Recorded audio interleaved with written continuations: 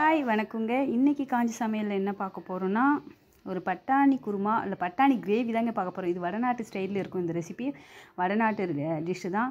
So வாங்க ஸ்ட்ரெயிட்டாக வீடியோக்குள்ளே போயிடலாம். ஒரு 4 ஸ்பூன் ஆயில் விட்டுங்க. எண்ணெய், கடுகு, சீரகம், இதுதான் மெயின். கடுகு சீரகம் ரொம்ப மெயின்.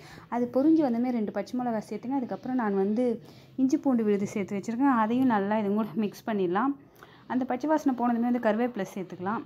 கருவேப்பிலை நல்லா கலந்ததுக்கப்புறம் தனி மிளகாய்த்தூள், தனியாத்தூள், மஞ்சள் தூள், ஒரு 1/4 ஸ்பூன் கரம் மசாலா சேர்த்துக்கலாம். நல்லா கலந்து கொடுத்துடலாம்.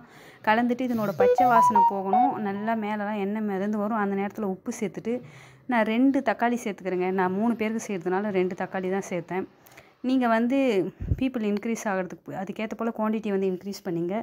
நான் 3 பேருக்கு செய்கிறதுனால 2 தக்காளி சேர்த்தேன். ஸோ இது மிக்ஸ் பண்ணிவிட்டு உப்பு சேர்த்துட்டு சிம்மில் வச்சு விட்டுருங்க. சிம்மில் வச்சு விட்டால் எண்ணெய்லாம் பிரிஞ்சு வந்துடும். தக்காளி நல்லா வதங்கி வந்துடும். தக்காளி நல்லா வதங்கி வந்ததுக்கப்புறம் எண்ணெய்லாம் பிரிஞ்சு மேலே வரும் இல்லையா, அந்த நேரத்தில் நான் பட்டாணியை விசில் விட்டு வேக வச்சு எடுத்து வச்சுருக்கேன். அதை இது கூட மிக்ஸ் பண்ணிடலாம். மிக்ஸ் பண்ணிவிட்டு பட்டாணியில் இருக்கிற தண்ணியே போதுமானது. அப்படி பட்டாணியில் தண்ணி இல்லைன்னா ஒரு 1/4 கிளாஸ் இல்லை ஒரு 1/2 கிளாஸ் தண்ணி சேர்த்துங்க. 7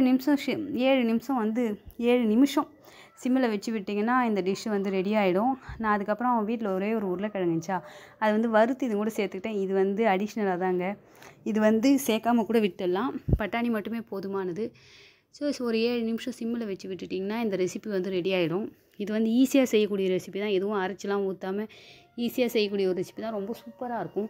ட்ரை பண்ணி பாருங்கள். உங்களுக்கும் ரொம்ப பிடிச்சி போயிடும். இது இட்லி, தோசை, சப்பாத்தி எல்லாத்துக்குமே தொட்டுக்கலாம். இந்த டிஷ்ஷை ட்ரை பண்ணி பார்த்துட்டு எப்படி இருக்குன்னு சொல்லுங்கள். அண்ட் தேங்க்யூ ஃபார் வாட்சிங்.